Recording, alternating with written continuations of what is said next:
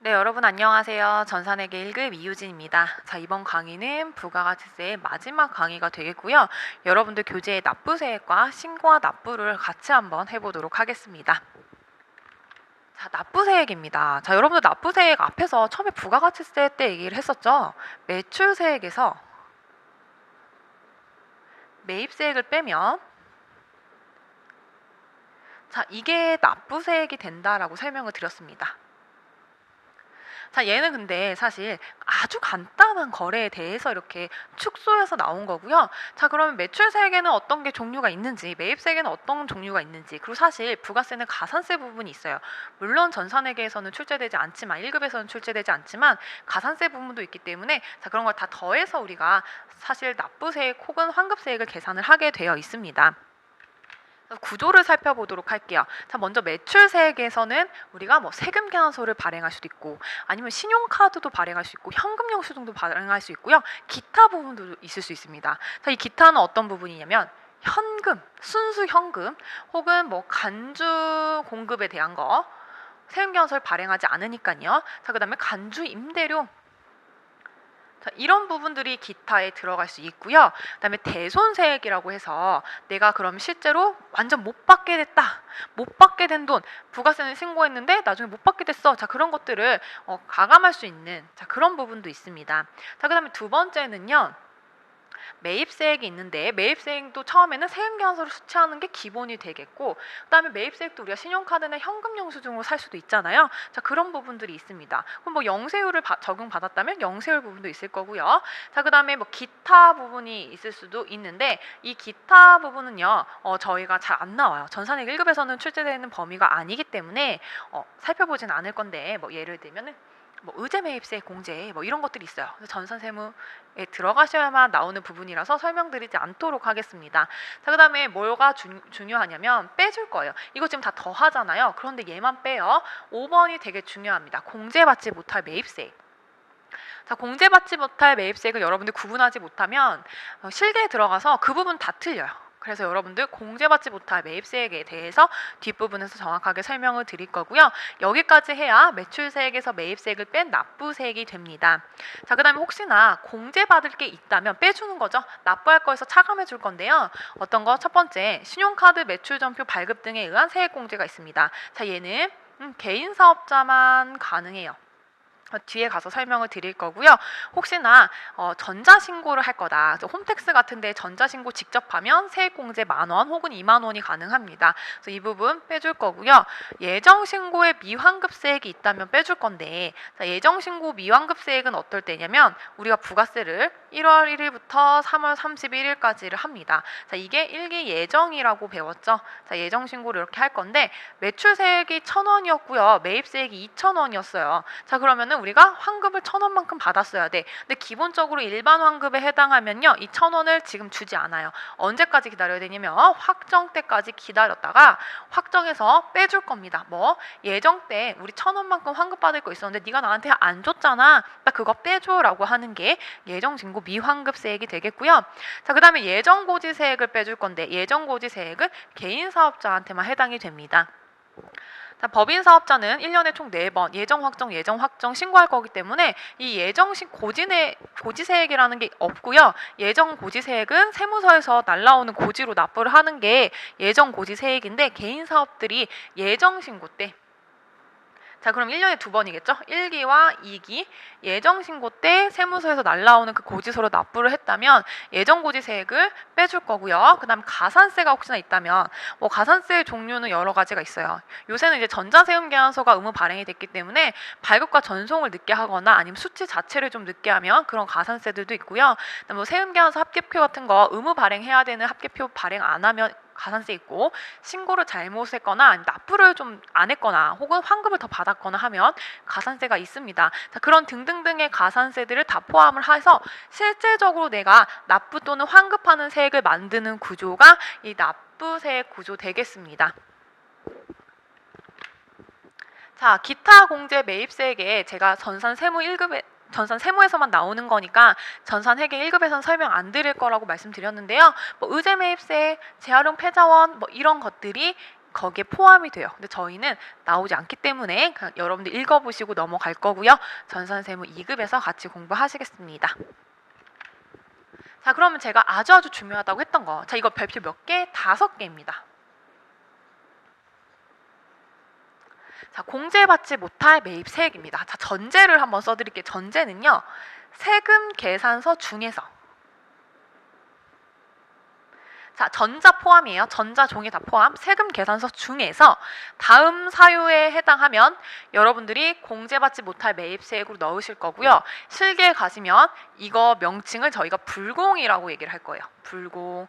자, 프로그램 번호는 54번입니다.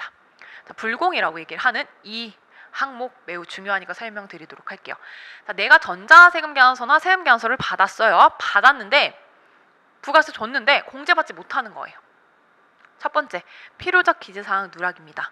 자, 필요적 기재사항은 꼭 작성을 해야 돼요. 작성하지 않으면 내가 가산세를 받거나 아니면 공제받지 못한 이런 불이익을 당하는 게 필요적 기재사항인데요. 필요적 기재사항이 누락이 되어 있다라면 이거 공제받지 못합니다. 물론 내가 부가세를 줬음에도 불구하고 공제받지 못하는 거고요. 두 번째, 사업과 직접 관련 없는 지출입니다.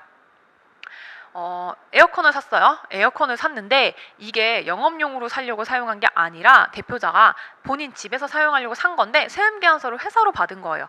그럼 사업과 관련 없는 지출이죠. 공제되지 않습니다.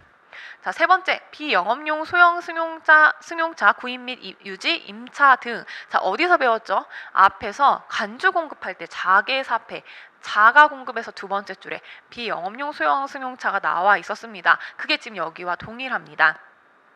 자, 어떤 게 비영업용 소형 승용차라고 얘기를 할 거냐면 8인승 이하, 그러니까 9인승부터 가능하고요. 공제 가능하고요. 100일량이 1000cc 초과하면 안 됩니다. 그래서 그 모닝 스파크 된다라고 말씀드렸죠. 모닝이 998cc예요. 그래서 모닝 같은 게 되는 작은 차가 된다라고 보시면 되고 트럭 가능합니다. 공제 가능해요. 그러니까 여기에 포함 안 되는 거죠. 이 3번에 포함이 되려면 비영업용 소형 승용차 구입 유지 및 임차의 공제받지 못할 매입세액에 포함하려면 승용차, 아반떼, 그랜저, BMW, 아우디, 벤츠 뭐 이런 차들, 좋은 차들, 그런 차들 안 되고, 자, 누가 봐도 사업용으로 좀 쓸 것 같다 그런 느낌의 트럭, 승합차 뭐 이런 것들 가능합니다. 자, 그 다음에 접대비 및 이와 유사한 비용 관련인데요. 접대비라고 그냥 보통 보시면 되고요. 골프공을 샀어요. 골프공을 샀는데 매입세금 계산서를 받았겠죠. 골프공은 과세니까. 자, 그런데 이거 어디에 쓰려고 했냐고 봤더니 거래처에 주려고 하는 거야. 선물 목적으로. 자, 그럼 얘는 접대비와 관련된 목적이죠. 분개를 할 때 차변에 접대비라고 나올 만한 문제라면 여러분들 세금 계산서 수취했을 때 4번으로 체크를 하시고 공제를 하시면 안 되겠습니다. 그 다음에 5번에 면세사업과 관련된 부분입니다. 자, 제가 원재료를 사왔어요. 근데 원재료 샀는데 이거 면세사업에 쓸 건데 라고 한다면 당연히 공제 받으시면 안 됩니다. 왜 당연한가요? 면세사업은 세금 계산서 발행할 수 있어요? 없어요? 없어요. 계산서만 발행할 수 있어요. 그 말 뜻은 부가세를 받지 않는 매출이에요. 사오면서 우리가 매입세 공제 받으면서 매출할 때 부가세 안 내? 안 된다는 거죠. 안 된다는 거죠. 자, 6번입니다. 토지의 자본적 지출 관련 매입세액입니다. 자, 토지는 면세예요. 면세이기 때문에 이 자본적 지출은 뭐죠? 토지를 업시키는 게 자본적 지출이에요. 자본적 지출로 인해서 내용 연수가 증가하거나 가치가 증가하거나 이런 부분들이 자본적 지출인데 토지는 면세이기 때문에 자본적 지출이 발생하면 차변에 토지라고 우리가 계정 과목을 쓰죠. 토지는 안 된다는 거죠. 자, 7번째, 사업자 등록 전에 매입한 세액이 있다면 안 되고요. 8번째는 잘 문제 나오지 않아요. 뭐 금, 구리, 스크랩 이런 거, 뭐 거래 계좌를 꼭 사용을 해야 되는데 그런 것들 사용 안 했을 때. 그다음에 9번째, 공통 매입세액 안분 계산. 9번, 10번에 대손 처분받은 세액, 11번에 납부세액 재계산은 기타 공제에 해당해서요. 자, 이 부분은 전산세무에 가서 배우실 겁니다. 그래서 우리는 안 배울 거고요. 여러분들이 시험 문제 출제되는 비중은 1번, 2번, 3번, 4번, 5번 되겠습니다. 자, 1번, 2번, 3번, 4번, 5번이 가장 많이 나오고요. 물론 6번, 7번도 나올 수는 있어요. 근데 비중이 높지 않기 때문에 체크를 그냥 안 해드린 것 뿐이고, 여러분들 알고 계셔야 되는 건 7번까지는 정확하게 다 알고 계셔야 돼요. 왜냐면 이 내용 자체를 모르면 제가 고를 수가 없잖아요. 세움계약서가 여러 개야. 근데 그 중에서 불공되는 이 매입세액 공제가 되지 않는 걸 골라야 돼. 근데 항목을 몰라. 내용을 모르는데 어떻게 골라? 고를 수가 없어요. 그래서 여러분들 1번부터 뭐 8번까지는, 아니 7번까지는 암기는 아니야. 근데 막 정확하게 비영업용 소형 승용차를 뭐 구입을 위한 유지 및 임차 막 이렇게 암기를 하실 필요는 없지만 내용은 아셔야죠. 접대와 관련된 거 안 된다고 했어. 면세랑 관련된 거 안 된다 그랬어. 우리 사업자 등록 전에 한 거 안 된다 그랬어. 필요적 기재사항 누락된 거 안 된다 그랬어. 자, 이렇게 여러분들이 어느 정도 이건 안 된다고 했었지 라는 걸 알고 계셔야 돼요. 매우 중요합니다. 자, 그 다음에 우리 앞에서요. 자, 이거 다시 한번 볼까요? 앞에서 공제세액이라는 부분이 있으면서 1번과 2번이 있었는데 이제 1번에 대한 얘기를 조금 해보려고 해요. 신용카드 매출전표 발급 등에 대한 세액 공제입니다. 자, 개인 사업자만 된다라고 제가 설명을 드렸고요. 자, 직전 연도 수익 금액이 10억 원 이하인 개인 사업자 중에서 법인은 안 돼요. 신용카드나 현금 영수증, 체크카드 포함입니다. 자, 이런 현금 영수증으로 매출할 경우에 납부세액에서 추가로 다음을 공제를 해줄 건데요. 일단 한도는 1,000만 원입니다. 자, 이론에서 나올 수 있기 때문에 여러분한테 말씀을 드려요. 자, 간이과세자인 음식점과 숙박업 같은 경우에는 우리가 매출한 금액에서 2.6%를 곱해서 공제를 해줄 거고요. 그 외의 경우에는 1.3%를 계산해서 공제를 해줄 겁니다. 자, 이 부분이 개정세법으로 인해서 바뀌었어요. 바뀌었기 때문에 한 번은 문제에서 이론에서 출제가 될 수도 있습니다. 그래서 여러분들 혹시나 나 작년에도 공부했고 재작년에도 공부했고 계속 공부를 했다. 그러면 안 되죠, 여러분. 이런 자격증 시험을 그렇게 꾸준히 뭐 회계사, 세무사 공부하듯이 공부하면 안 되기 때문에 안 되지만 혹시나 내가 알고 있는 게 예전에 공부해서 이거 아니었는데 막 이렇게 알고 계신다면 바뀌었기 때문에 바뀐 거를 수치를 하셔야 되고요. 자, 간이과세자 음식점, 숙박업 같은 경우 2.6%, 나머지 1.3% 되겠습니다. 연간 한도 1,000만 원입니다. 자, 그 다음은 이제 교재 좀 넘기셔가지고요. 신고와 납부가 짧기 때문에 한 강의에 제가 같이 해드리도록 하겠습니다. 자, 이제 부가가치세 마무리예요. 이제 신고와 납부를 볼 건데 신고 기간, 신고 기한을 같이 보도록 하겠습니다. 자, 과세 기간을 예정과 확정으로 구분을 할 거고요. 이 사업자는 과세 기간 또는 예정 신고 기간의 종료일 25일 이내에 우리가 신고 납부를 할 겁니다. 그래서 크게 우리 과세 기간은 1 과세 기간, 2 과세 기간으로 구분이 되는데 1 과세 기간 안에서 반을 뚝 잘라서 3개월에 한 번씩 부가세 신고를 할 거예요. 그래서 1기 예정 확정, 2기 예정 확정입니다. 자, 보시면 이게 다 3개월에 한 번씩으로 뚝뚝뚝 끊어져 있고요. 자, 보통 신고는 이제 법인 사업자를 기준으로 지금 설명을 하는 거예요. 왜냐면 개인 사업자 같은 경우에 예정 신고를 따로 안 하기 때문에 보통의 이제 일정한 사유가 없으면 자, 그러면 신고 기간은 이렇게 되고요. 언제까지 신고하고 납부를 할 거냐? 이 과세 기간 안에 발생한 거 언제까지 신고하고 납부할 거야? 그 다음 달 25일입니다. 자, 4월 25일, 마지막이 6월이죠. 7월 25일, 마지막이 9월이죠. 10월 25일, 마지막이 12월이죠. 그 다음에 1월 25일까지 신고 플러스 납부까지 진행을 해주셔야겠습니다. 자, 그 다음에 납세 의무를 면제해 보도록 하겠습니다. 자, 만약에 그 개인 사업자 같은 경우에는 앞에서 본 것처럼 예정 신고를 하지 않아요. 이건 법인 사업자 기준입니다. 예정 신고를 해도 되긴 하지만 보통은 안 해요. 그러면 어떻게? 예정 신고는 개인 사업자는 세무서에서 날라온 고지서를 가지고 납부를 하게 되는데 납세 의무를 면제시켜주는 경우가 있어요.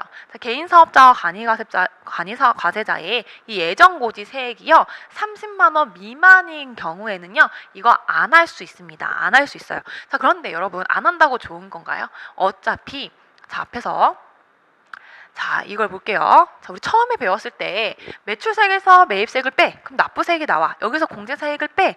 예정신고에서 미환급된 거 빼. 예정고지세액을 빼요. 그런데 만약에 내가 예정고지를 안 했다. 그럼 그냥 안 빼는 거야. 근데 결론은 같아요. 납부하거나 환급하는 세액은 같아요. 내가 납부를 해야 되는 건 예정고지를 했고 안 했고를 따라서 다른 게 아니라 똑같아요. 그래서 이게 뭐 좋은 거냐 나쁜 거냐 뭐 이렇게 구분할 수는 없지만 일단 이 30만 원 기준으로 30만 원이 안 될 때는 예정 고지에 대한 고지서가 나오지 않을 수 있다. 그럼 납부를 안 할 수 있다라는 게 포인트가 되겠습니다. 자, 간이과세자에 대한 납부 의무 면제 기준이요. 2,400만 원에서 3,000만 원으로 상향 조정됐다라고 얘기를 하는 건 예정 고지에 대한 얘기가 아니고요. 자, 확정 신고입니다. 간이과세자 같은 경우에는 부가세 신고 언제 하죠? 1월 1일부터요. 12월 31일까지 한 번만 해요. 자, 그럼 이 신고를 1월 25일까지 신고 납부를 하게 되어 있습니다. 간이과세자는. 자, 그런데 이때 신고할 때요. 자, 우리 과세 표준이 2,400만 원이라면 과세 표준이 2,400만 원이라면 우리가 납부하는 금액이 있어도 납부를 안 할 수 있게 했었는데 이제 올랐어요. 3,000만 원이 과세 표준이 미만이 되면은 우리가 뭐 부가세가 10만 원이 나온다, 20만 원이 나온다 하더라도 부가세를 납부하지 않을 수 있는 제도가 있습니다. 그건 간이과세자한테만 특별적으로 적용되는 상황이기 때문에 여러분들 계산하실 필요는 없겠지만 이론에서 이런 문제가 나올 수 있어서 이제 3,000만 원으로 생각하셔야 돼요. 2,400만 원 말고 간이과세자 과세 표준 3,000만 원 이하라면 안 내도 된대 부가세. 자, 이 납세 의무 면제된대라는 거 기억하고 계시면 되겠습니다. 자, 그 다음에 환급에 대해서 얘기를 할 건데요. 환급은 크게 일반 환급이냐 조기 환급이냐로 구분이 됩니다. 그래서 일반 환급이냐 조기 환급이냐의 차이는 조기 환급이 아니면 일반 환급이라고 보시면 돼요. 그럼 우리 먼저 조기 환급부터 보도록 할게요. 자, 환급이 발생했어요. 근데 환급이 발생할 구조가 뭐냐면 매출세액에서 매입세액을 빼요. 자, 그럼 뭐가 돼요? 납부세액이 돼요. 근데 납부세액이 얼마라는 거야? 마이너스라는 거죠. 그러면 환급이 되는 구조니까 이 발생한 환급 중에 다음에 해당하면 우리가 조기 환급으로 볼 거예요. 영세율을 적용받는 경우라고 되어 있는데 이게 매출 중에서 영세율 매출이 있는 경우. 자, 영세율 매출은 두 가지로 구분이 됩니다. 수출 혹은 영세율 세금 계산서 발행한 금액. 이 두 가지로 구분이 되니까 영세율을 적용받는 매출이 있다면 조기 환급에 해당하고요. 두 번째로는 사업의 설비를 신설, 취득, 확장인데 이건 고정자산 구입한 거 얘기합니다. 기계장치, 건물. 자, 이런 고정자산, 유형자산, 고정자산, 무형자산을 여러분들이 구입했을 때 조기 환급 대상에 포함된다라고 얘기를 하는 거고요. 조기 환급에 되면 뭐가 좋냐? 자, 이 첫 번째와 두 번째는 왜 조기 환급을 해주냐면요. 조기 환급을 하면 15일 이내에 환급이 되거든요. 빨리 환급이 돼요. 일반 환급은 조기 환급이 아닌 게 일반 환급이죠. 30일 이내예요. 좀 더 천천히 해줘요. 환급 자체를. 자, 조기 환급 왜 해주냐면 빨리 수출하는 재화를 빨리빨리 돈이 회수가 돼야 또 많은 걸 사서 또 많이 수출을 할 수 있기 때문에 해주는 거고요. 두 번째 뭐 유형자산이나 무형자산, 고정자산 같은 경우에 금액 자체가 되게 커요. 건물 하나 사면 막 10억, 뭐 5억, 3억이면 부가세 10%만 해도 3천만 원, 5천만 원 이렇게 되잖아요. 금액 자체가 크기 때문에 이 회사에서 빨리 돈을 회수해야 부가세만큼 빨리 환급받아야 또 다른 데 재투자를 하거나 우리가 원재료를 사서 뭐 매출을 일으키거나 할 수 있기 때문에 자금 흐름이 매우 중요하거든요. 그래서 우리 조기 환급을 좀 더 빨리 환급을 해줍니다. 조기 환급 15일 이내에, 일반 환급은 30일 이내에 환급해 준다고 보시면 되겠습니다. 자, 마지막 강의였어요. 부가가치세 재밌게 들으셨나 모르겠습니다. 저는 최대한 쉽게 설명하려고 설명을 해드렸는데 아무래도 세법이다 보니까 말이 좀 어려울 수도 있고 우리가 실무에서 접하지 않은 그런 단어들도 많이 나와서 어려우실 수 있겠지만 다시 한번 공부를 좀 해주셨으면 좋겠고요. 자, 오늘은 납부세액 부분과 이제 신고 환급에 대해서 설명을 드렸었는데 당연히 이제 부가세를 배웠기 때문에 신고 언제까지 해야 되고 납부 언제까지 해야 되고 이 부분은 여러분들 이제 정확하게 알고 계셔야 되고 오늘 강의의 가장 큰 포인트는 공제받지 못할 매입세액을 여러분들이 정확하게 구분하는 게 가장 중요합니다. 그래서 별표 5개 쳐드렸죠. 맘 같아서는 100개 쳐드리고 싶었지만 제가 치는데 시간이 많이 걸릴 것 같아서 5개만 해드렸어요. 중요하니까 그 부분 꼭 보셔야 됩니다. 이론에서 나오고요. 분명 말씀드리지만 이론에서 그거 고를 수 있는지 없는지 나오고요. 실기에 가서도 이게 꼭 필요한 부분이에요. 그래서 이 부분을 명확하게 하지 않으면 실무에 가서 그 문제는 다 틀려요. 그래서 여러분들 꼭 매입세액 공제받지 못하는 거 최소 8가지, 8가지는 다 여러분들이 고를 수 있도록 공부를 하시면 되겠습니다. 자, 그러면 그동안 부가가치세법 공부하느라 너무 고생 많으셨습니다. 저는 이제 실기에서 찾아뵙도록 할게요. 감사합니다.